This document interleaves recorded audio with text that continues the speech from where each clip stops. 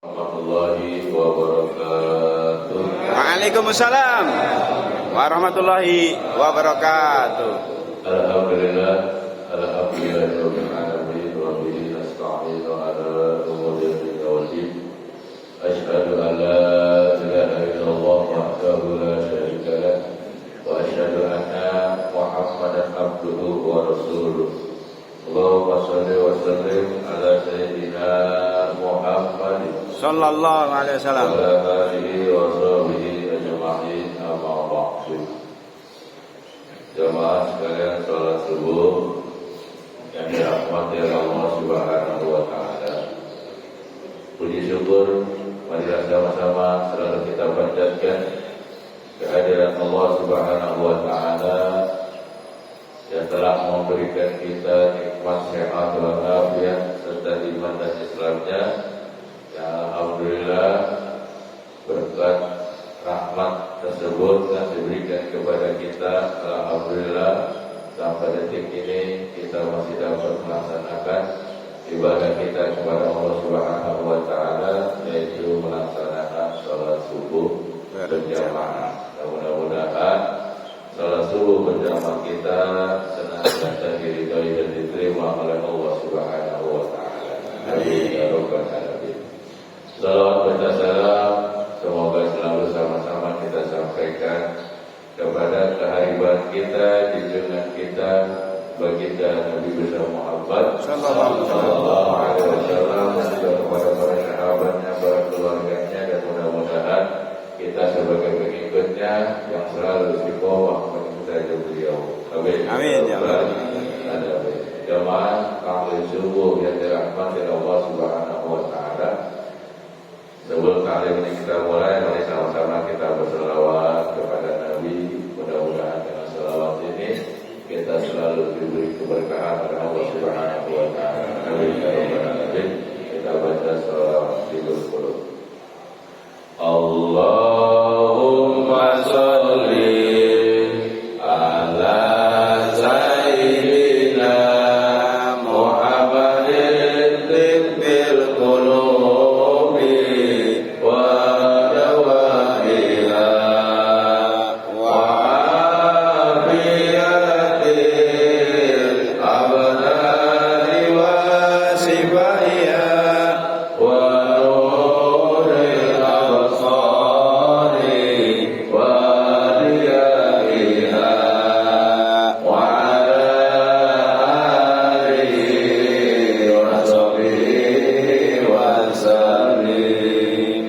Allahumma sholli ala sayyidina Muhammadin tibbil qulubi wa dawaiha wa afiyatil abdani wa sifaiha wa nuril absari wa diyaiha wa ala alihi wa sahbihi wa sallim. Allahumma sholli ala sayyidina Muhammadin tibbil qulubi wa dawaiha wa afiyatil abdani wa sifaiha wa nuril absari wa diyaiha wa ala alihi wa sahbihi wa sallim. Allahumma shalli wa sallim wa barik alaihi. Jamaah sekalian yang dirahmati Allah Subhanahu wa taala, tujuan akhir daripada kita hidup dunia, setelah itu kita masuk alam akhirat, yaitu surga dan neraka. Dan kita tahu dua tempat ini menjadi tempat yang abadi selamanya, dan akan kita pilih salah satu. Apakah kita masuk surga, apa kita masuk neraka. Itu semua tergantung perbuatan kita hidup selama di dunia. Tujuan akhirnya cuma dua tempat yang akan kita tempati. Nah, dua tempat ini sudah pasti mempunyai persyaratan. Ada syarat-syaratnya kalau ingin masuk surga dan masuk neraka. Maka persyaratan yang sudah pasti ketika kita ingin masuk surga adalah amal soleh dan amal baik. Cuma itu aja, gak ada yang lain. Persyaratannya cuma itu. Kalau masuk neraka, ya kebalikan. Gak usah kerjain amal soleh dan gak usah kerjain amal baik. Maka persyaratan itulah yang harus kita penuhi untuk tujuan hidup akhir kita, yaitu masuk surga. Semua pasti ingin masuk surga. Tidak ada yang mau masuk neraka. Boleh survei, kita tanya satu-satu. Baik dari orang yang soleh, kita tanya sudah pasti ingin masuk surga. Kita tanya, coba kepada ahli maksiat yang suka minum khamar atau minum minuman keras, walaupun dalam keadaan mabuk, setengah sadar, kita tanya pasti ingin masuk surga walaupun dalam keadaan mabuk. Bang, mau masuk apa? Masuk surga. Walaupun gua gini-gini mabuk setengah, minum kopi miring whisky, kenapa saya mau masuk surga? Gak ada yang tanya, bang mau masuk apa? Surga apa neraka? Gue udah pasti neraka, gue tukang mabuk, tukang judi, tukang zina. Gak ada. Pasti ahli maksiat ingin masuk surga. Cuma persyaratannya yang harus dipenuhi kalau yang ingin masuk surga. Allah Subhanahu wa taala berfirman di dalam surat An-Nahl ayat 32. A'udzubillahi minasyaitonir rajim. Bismillahirrahmanirrahim. Idkhulul jannata bima kuntum ta'malun. Masuklah kalian ke dalam surga disebabkan oleh amal kalian. Itu Allah Subhanahu wa taala jelas berkata. Kalau ingin masuk surga tergantung amal kalian. Bahwa itu amal soleh, amal baik. Nah, itu yang kita perlu itu doang. Gak ada yang lain. Akhir kehidupan kita tadi itu dua tempat yang menentukan kita sendiri di dunia, bukan orang lain. Kalau kita munculkan itu persyaratan.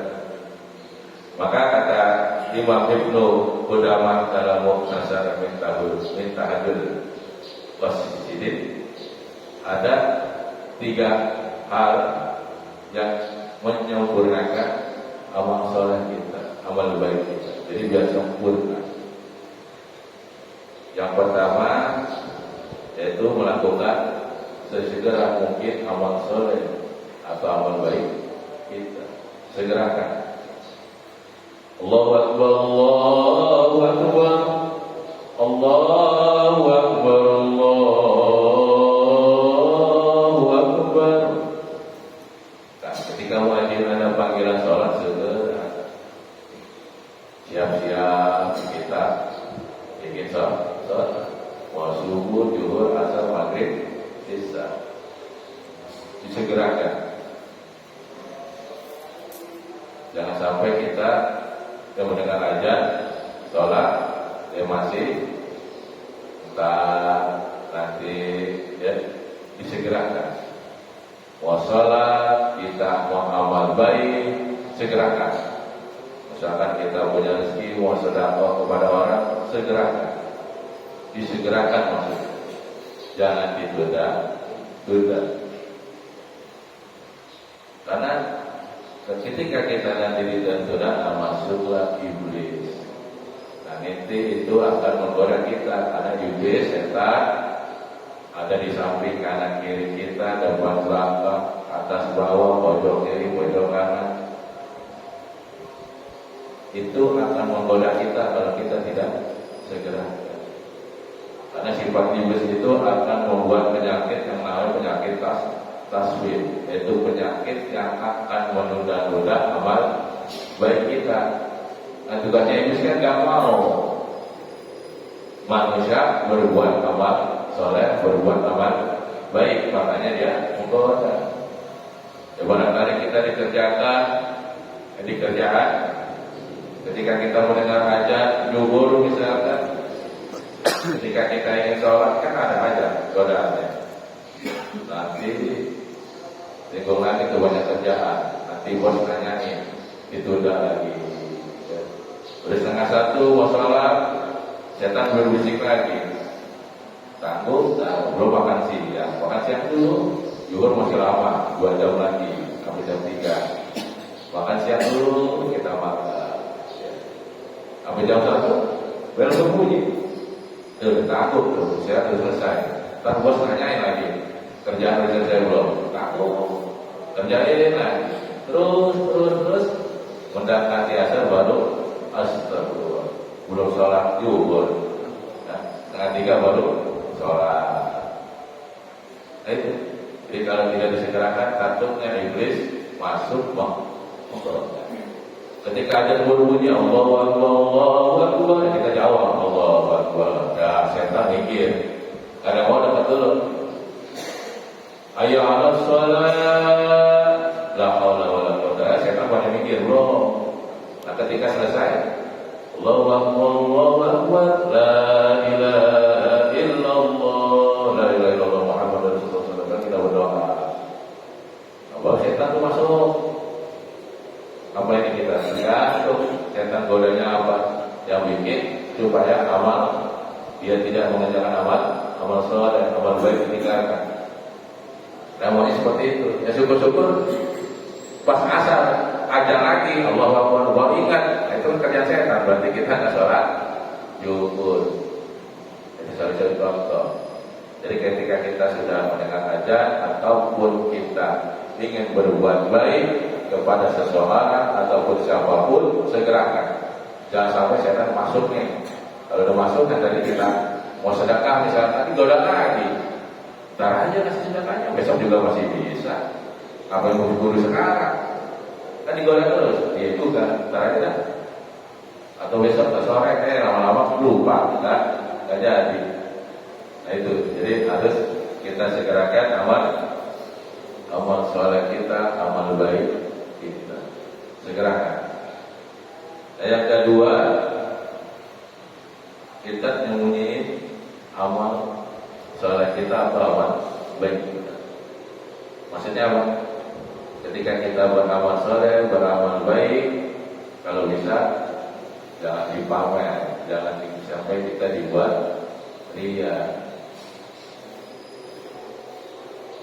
Jadi jangan sampai kita ngomongin seperti itu.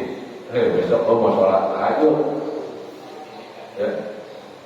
Ngomongin terus biar orang tahu bahwa itu sholat. Ya. Di rumah kok dikit begini. Besok gue baca Quran. Jadi jangan sampai kita dilihat orang atau udah kerja sendirian, nggak perlu orang lain tahu. Jadi semaksimal mungkin kita menyembunyikan amal soleh atau amal baik kita. Allah Subhanahu wa Ta'ala berfirman dalam surat Al-Baqarah ayat 271. A'udzubillahi minasyaitonir rajim. Bismillahirrahmanirrahim.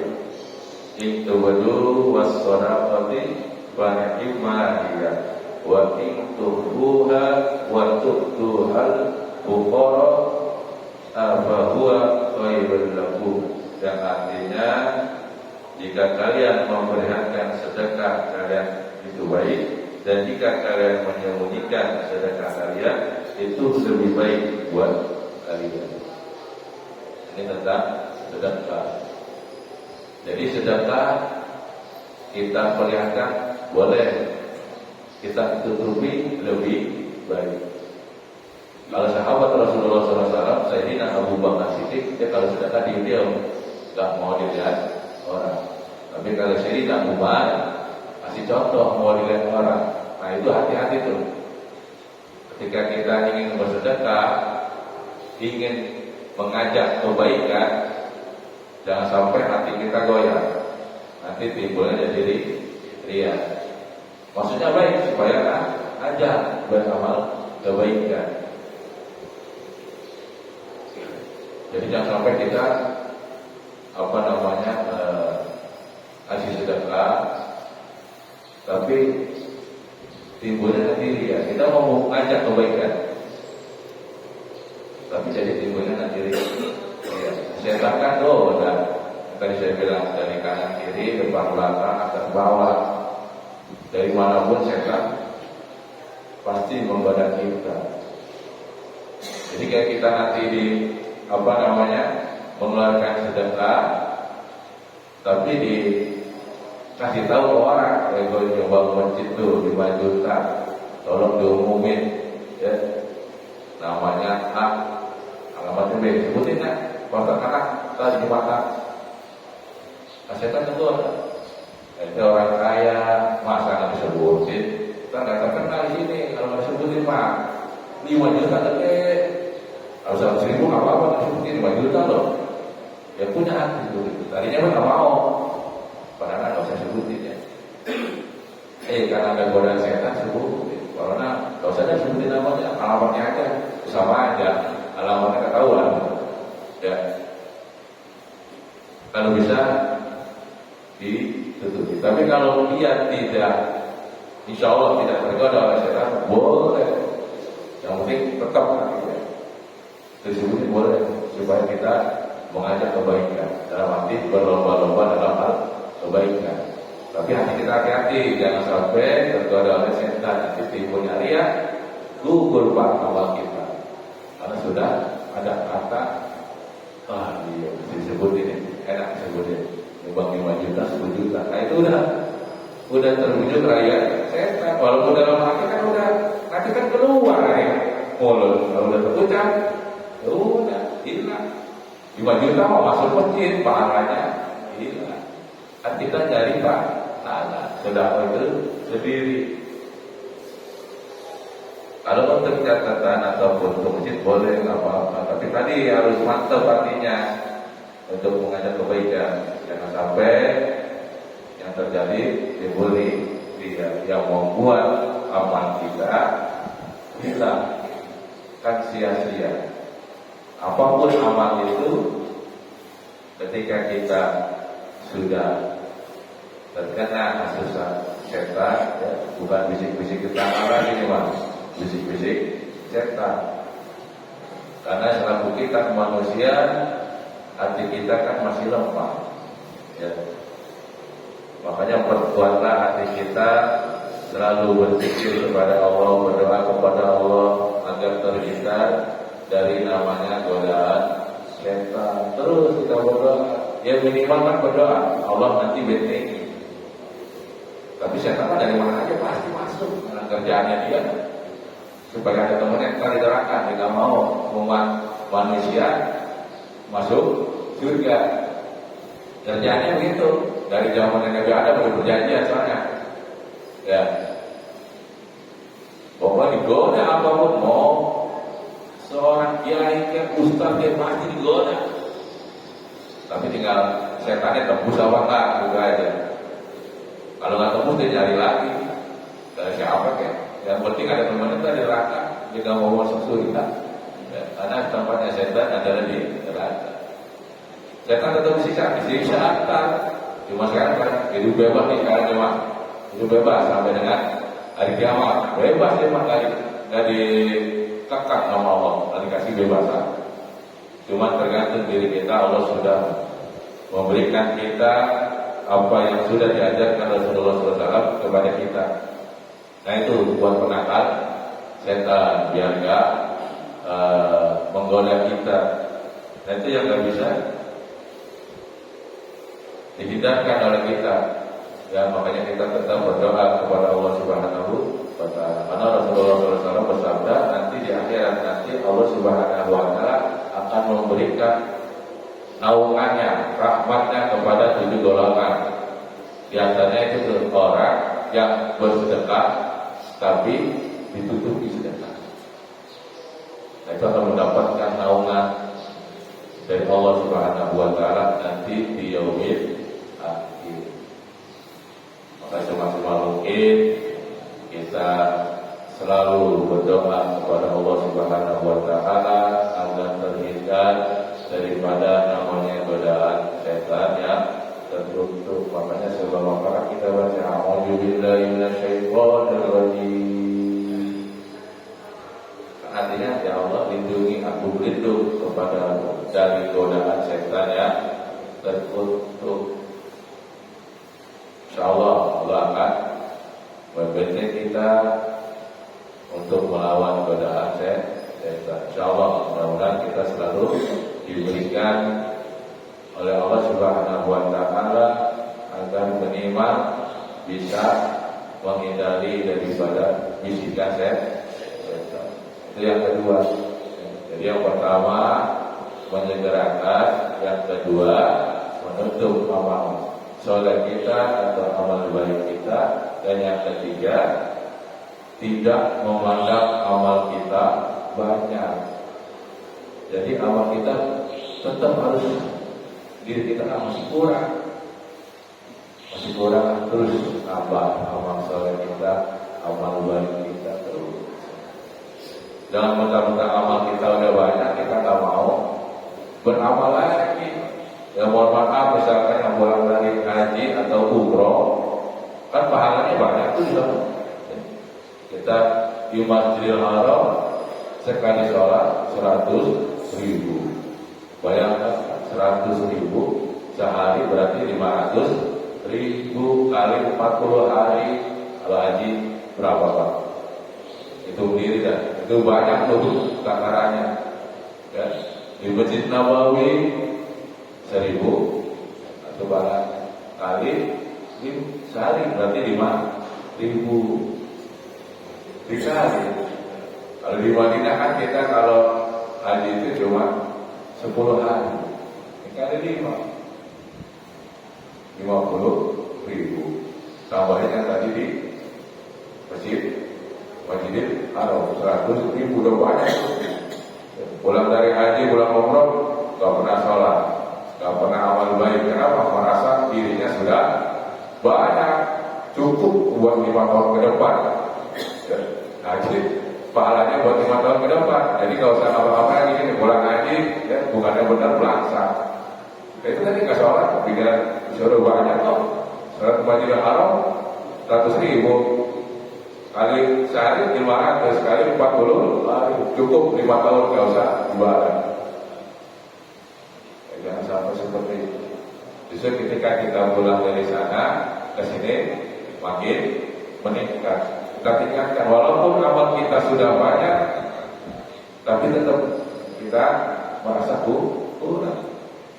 Kalaupun kita sudah banyak mengajarkan amal baik, amal soleh, pertanyaannya kira-kira amal kita udah terima belum? Kan itu banyak tapi nggak diterima ngapain? Kita ketika amal soleh, amal baik banyak, kita mengharapkan ridho dari Allah, yaitu berupa pahala. Karena amal tanpa ilmu maka amalnya sia-sia. Kita boleh banyak tapi kurang ilmu, sama aja. Maka sesuatu yang berkaitan dengan al-ibadah, kita sama-sama belajar agar amal kita itu diterima Allah Subhanahu wa taala. Allah yang mau menginginkan seperti ini nih amalnya. Syarat-syaratnya ada, ketentuannya ada. Bukan main sembarang ibadah aja, main sholat aja tapi nggak tahu ilmunya. Minimal kita belajar kan? Jadi kita tahu. Mungkin yang sudah disampaikan dari Pak sama.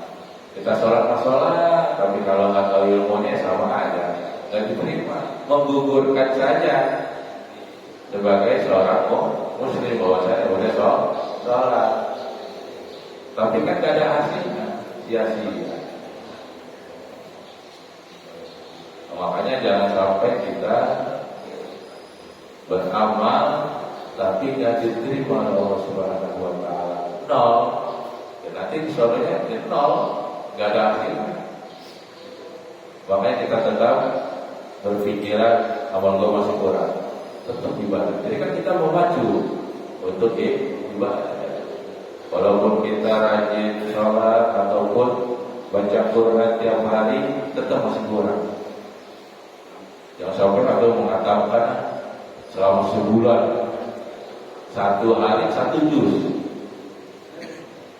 sebulan 30 juz, ataupun sehari 30 juz, berarti sebulan cukuplah untuk 5 tahun gak baca Quran lagi, karena pahalanya sudah banyak. Bisa dihitung 1 bulan berapa dikali nih sampai 30 juz.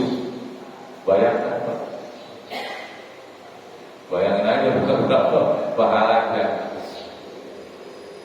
Cukup Pak, besok-besok gak usah baca Quran lagi. Kalau udah banyak saya baca, jangan, tetap baca terus. Pokoknya prinsipnya amal kita masih kurang, masih sedikit, harus ditambah. Prinsipnya gitu. Jangan merasa amal kita sudah banyak, jadinya malas.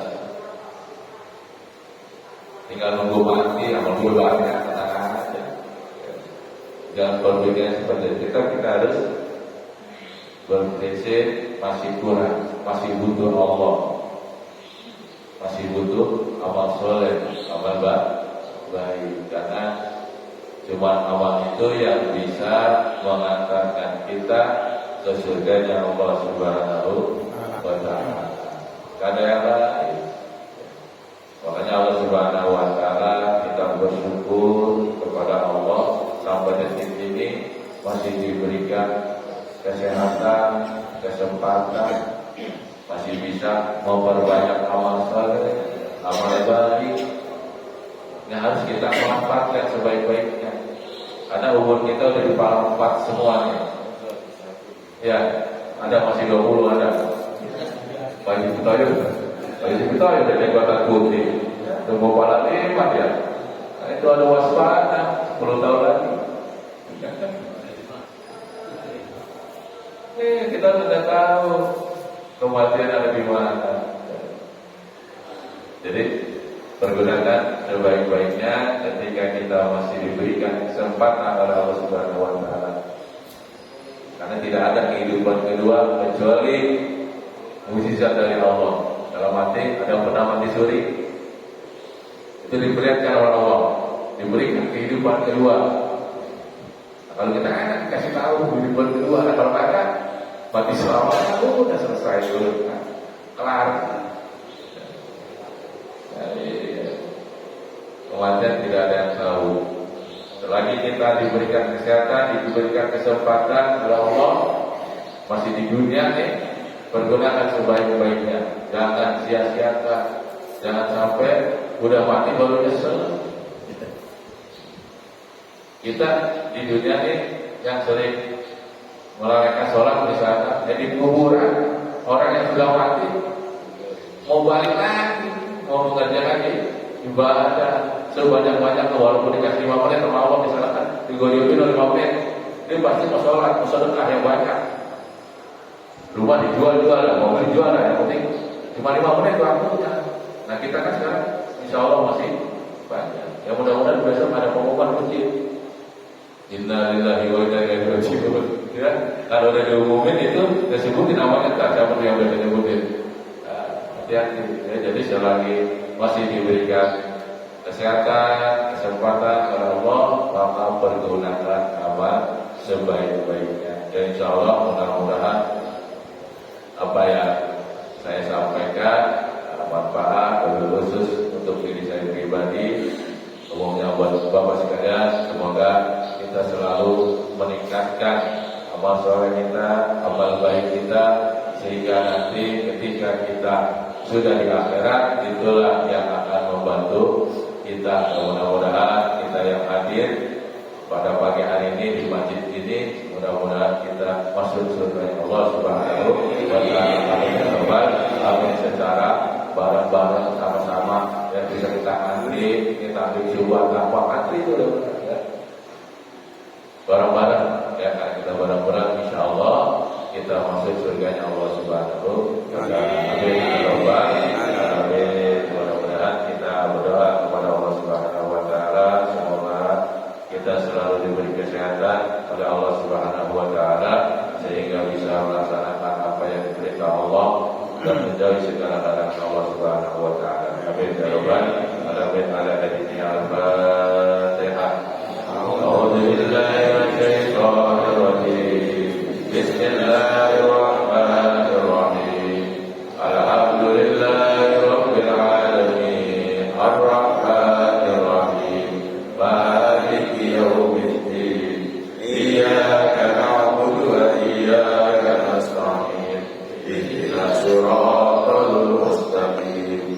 صراط الذين أنعمت عليهم غير المغضوب عليهم ولا الضالين آمين.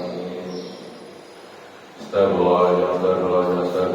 Allahumma shalli wa sallim ala sayyidina Muhammad wa ala ali sayyidina Muhammad wa sallallahu ala rasulillah ajma'in walhamdulillahi rabbil alamin. Amdan syakirin amdan na'imin amdan jazaa'il ma'akabi wa mazida ya rabbana lakal hamdu kama yanbaghi li jalali sultanik. Allahumma shalli wa sallim ala sayyidina Muhammad wa ala ali sayyidina Muhammad. Allahumma bil Fatihah, Allahumma bishiril Fatihah, Allahumma barakatil Fatihah, Allahumma syafatil Fatihah, Allahumma ighfir lil mu'minin wal mu'minat wal muslimin wal muslimat al ahya'i wal amwat innaka sami'un qaribun mujibud da'wat wa ya qadiyal hajat. Allahumma ighfir lana wa li walidayna warhamhuma kama rabbayana shighara.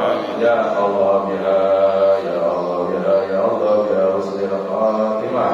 Rabbana atina fid dunya hasanah wa fil akhirati hasanah wa qina adzabannar wa qina jannatal abrar ya aziz ya rabbal alamin.